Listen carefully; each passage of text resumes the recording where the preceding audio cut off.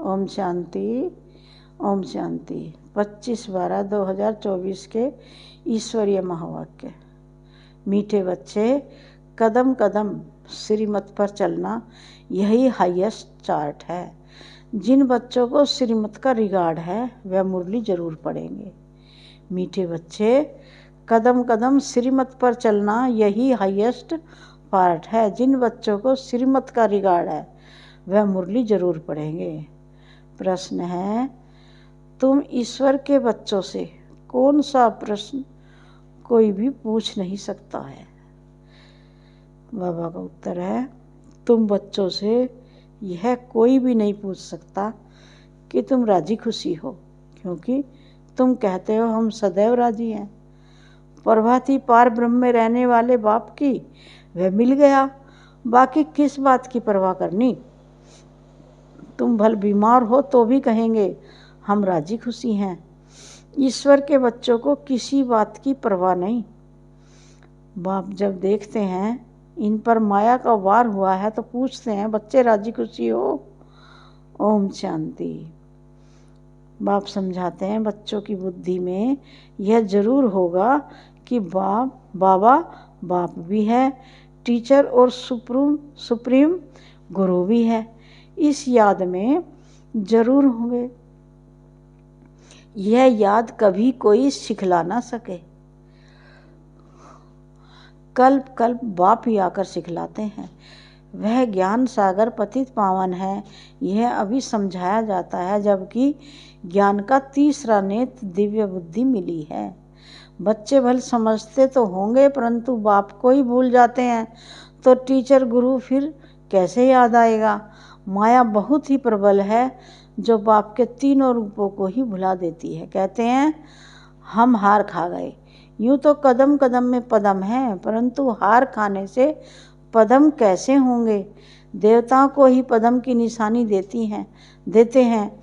यह ईश्वर की पढ़ाई है, ऐसे मनुष्य की पढ़ाई कभी हो न सके। भल देवताओं की महिमा की जाती है, फिर भी ऊंच से ऊंच है एक बाप। बाकी उनकी बड़ाई क्या है, आज गधाई कल राजाई। अभी तुम पुरुषार्थ कर यह बन रहे हो, जानते हो इस पुरुषार्थ में फेल बहुत होते हैं। ज्ञान तो बहुत सहज है, फिर भी इतने थोड़े पास होते हैं क्यों? माया घड़ी घड़ी बुला देती है। बाप कहते हैं अपना चार्ट रखो, परंतु लिख नहीं पाते। कहाँ तक बैठ लिखें? अगर लिखते भी हैं तो कभी अप कभी डाउन। हाईएस्ट चार्ट उन्हों का होता है जो कदम कदम श्रीमत पर चलते हैं। बाप तो समझेंगे कि इन विचारों को लज्जा आती होगी, नहीं तो श्रीमत अमल में लानी चाहिए। 1-2% मुश्किल लिखते हैं, श्रीमत का इतना रिगार्ड नहीं है। मुरली मिलती है तब भी नहीं पढ़ते हैं। उन्हों को दिल में लगता है तो जरूर होगा। बाबा कहते तो सच है, हम मुरली नहीं पढ़ते हैं तो औरों को क्या सिखलाएंगे। बाप तो कहते हैं मुझे याद करो तो स्वर्ग के मालिक बनो। इसमें बाप भी आ गया, पढ़ाने वाला भी आ गया, सदगति दाता भी आ गया। थोड़े थोड़े अक्षरों में सारा ज्ञान आ जाता है। यहाँ तुम आते ही हो इसको रिवाइज करने।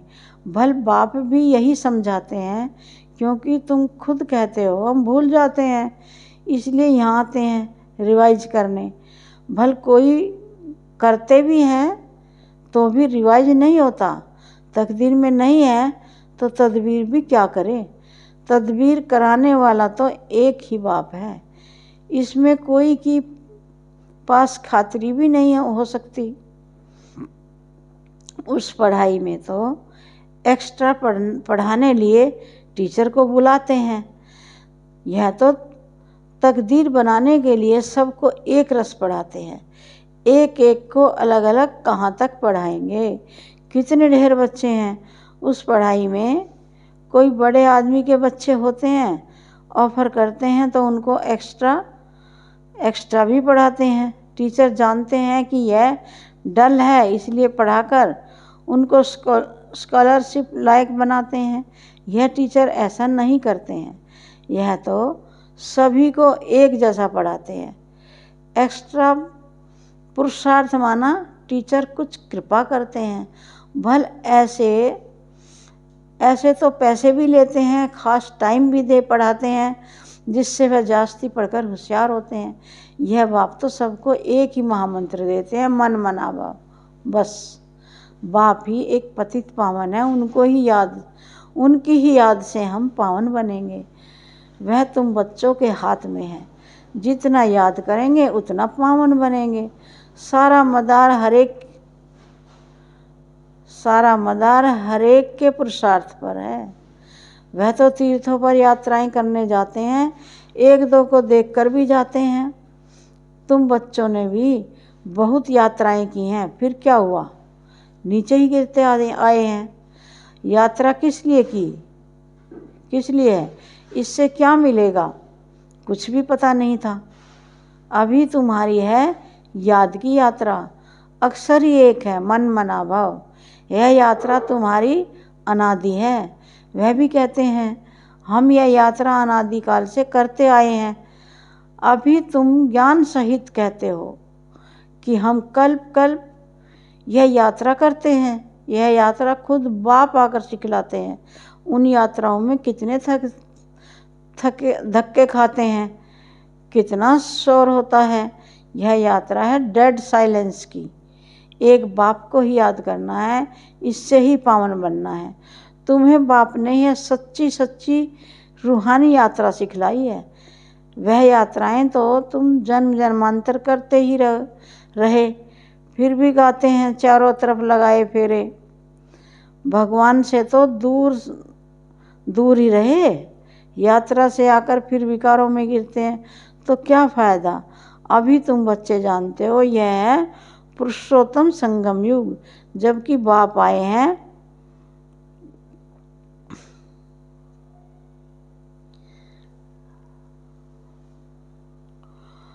एक दिन भी सभी जान जाएंगे कि बाप आया हुआ है। भगवान आखिरी मिलेगा कैसे, यह तो कोई भी नहीं जानते। कोई तो समझते हैं कुत्ते बिल्ली में भी मिलेगा। क्या इन सब में भगवान मिलेगा? कितना झूठ है। झूठ ही खाना, झूठ ही पीना, झूठ ही रात बिताना। इसलिए यह है ही झूठ खंड। सचखंड स्वर्ग को कहा जाता है। भारत ही स्वर्ग था। स्वर्ग में सब भारतवासी थे, आज वही भारतवासी नरक में है। यह तो तुम मीठे मीठे बच्चे जानते हो। हम बाप से श्रीमत लेकर भारत को फिर से स्वर्ग बना रहे हैं। उस समय भारत में और कोई होता ही नहीं, सारा विश्व पवित्र बन जाता है। अभी तो कितने ढेर के ढेर धर्म है। बाप सारे झाड़ की नॉलेज सुनाते हैं, तुम्हें फिर से स्मृति दिलाते हैं। तुम सो देवता थे, फिर वैश्य शूद्र बने, अभी तुम ब्राह्मण बने हो। यह अक्सर कभी कोई सन्यासी उदासी विद्वान द्वारा सुने हैं क्या?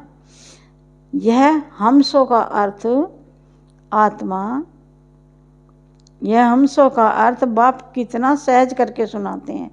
हमसो माना मैं आत्मा, हम आत्मा, ऐसे ऐसे चक्र लगाते हैं। वह तो कह देते हैं हम आत्मा सो परमात्मा, परमात्मा सो हम आत्मा। एक भी नहीं जिसको हमसो के अर्थ का पता हो। बाप कहते हैं यह जो हमसो का मंत्र है सदा बुद्धि में याद रहना चाहिए, नहीं तो चक्रवर्ती राजा कैसे बनेंगे? वह तो 84 का अर्थ भी नहीं समझते हैं।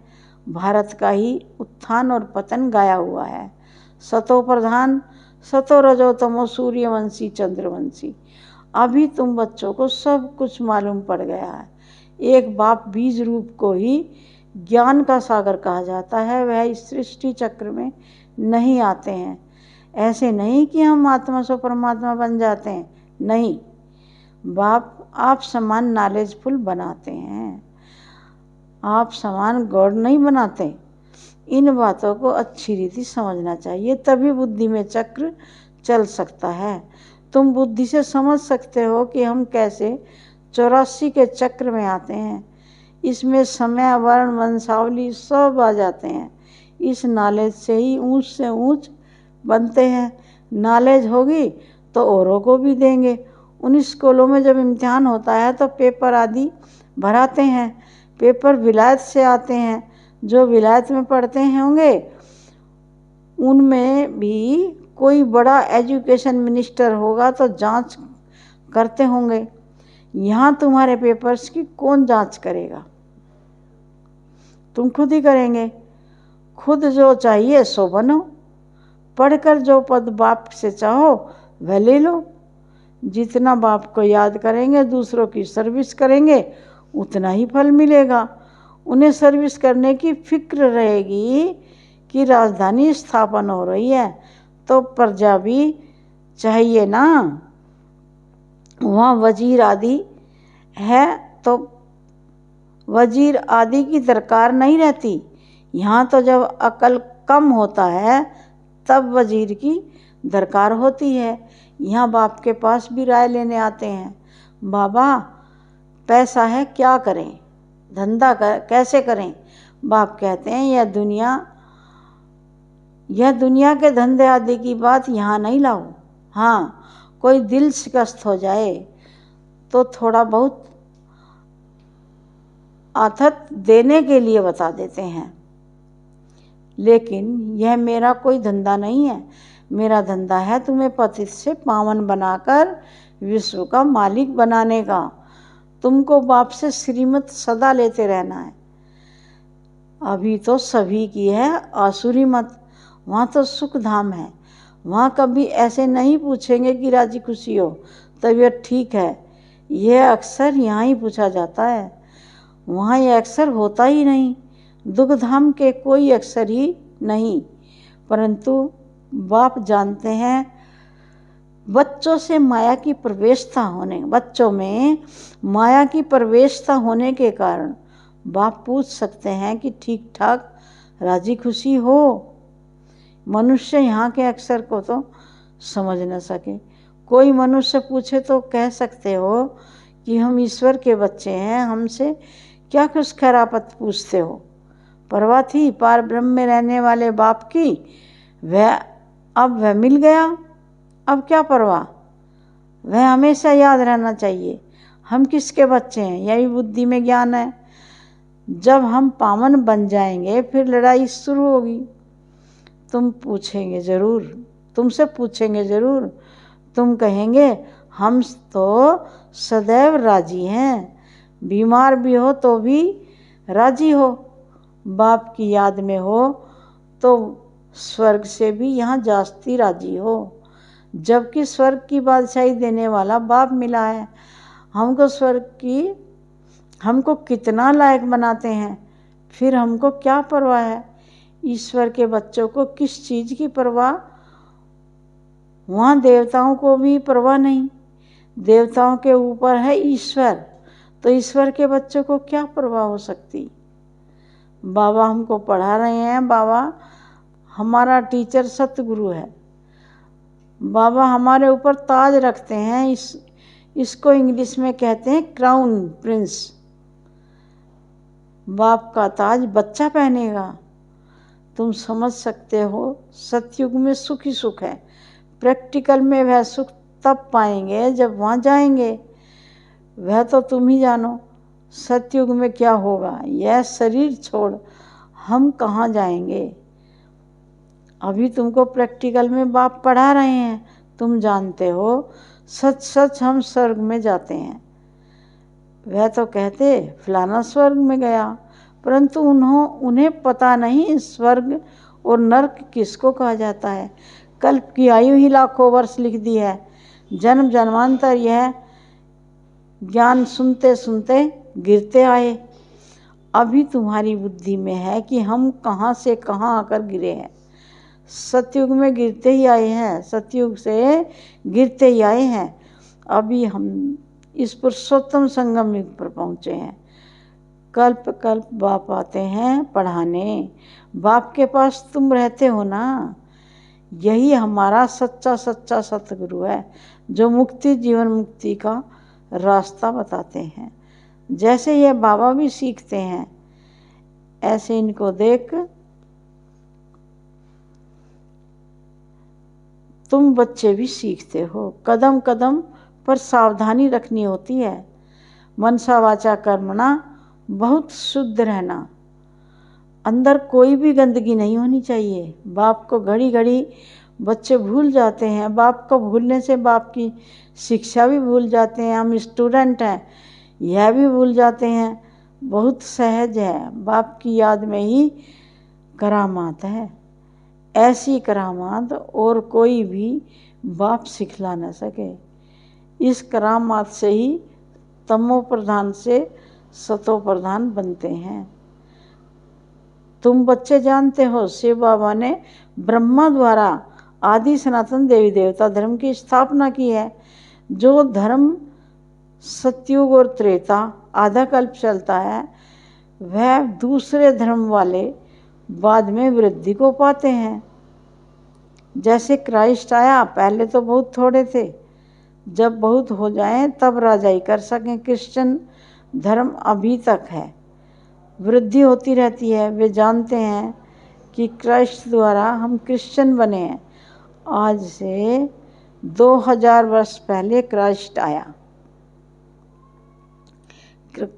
आया था। अब वृद्धि हो रही है। क्रिश्चियन कहेंगे हम क्राइस्ट के हैं। पहले एक क्राइस्ट आया, फिर उनका धर्म स्थापन होता है, वृद्धि होती जाती है।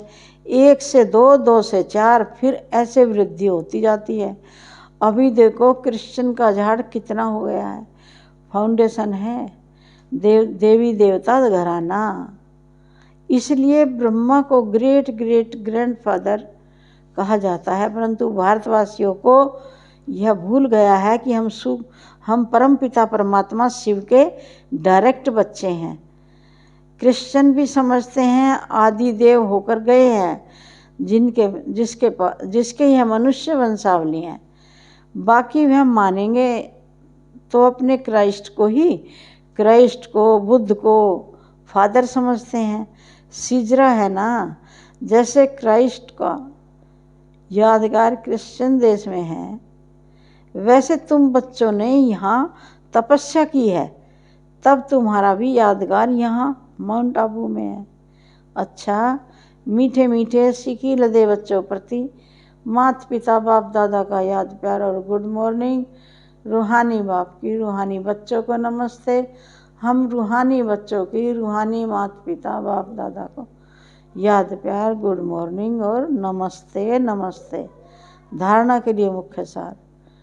पहली पॉइंट है, डेड साइलेंस की सच्ची रूहानी यात्रा करनी है। हम सौ का मंत्र सदा याद रखना है, तब चक्रवर्ती राजा बनेंगे। सेकंड पॉइंट है, मनसा वाचा कर्मणा, बहुत शुद्ध रहना है। अंदर कोई भी गंदगी ना हो। कदम कदम पर सावधानी रखनी है। श्रीमत का रिगार्ड रखना है। प्यारे बाबा का वरदान है, निर्माणता के गुण को धारण कर सबको सुख देने वाले सुख देवा सुख स्वरूप भव है। निर्माणता के गुण को धारण कर सबको सुख देने वाले सुख देवा सुख स्वरूप भव। सार है, आप महान आत्माओं की निशानी है निर्माणता। जितना निर्माण बनेंगे उतना सर्व द्वारा मान प्राप्त होगा। जो निर्माण है वह सबको सुख देंगे। जहाँ भी जाएंगे, जो भी करेंगे, वह सुखदायी होगा। तो जो भी संबंध संपर्क में आए वह सुख की अनुभूति करें। इसलिए आप ब्राह्मण आत्माओं का गायन है।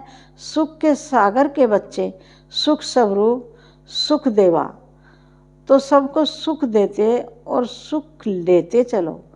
कोई आपको दुख दे तो लेना नहीं।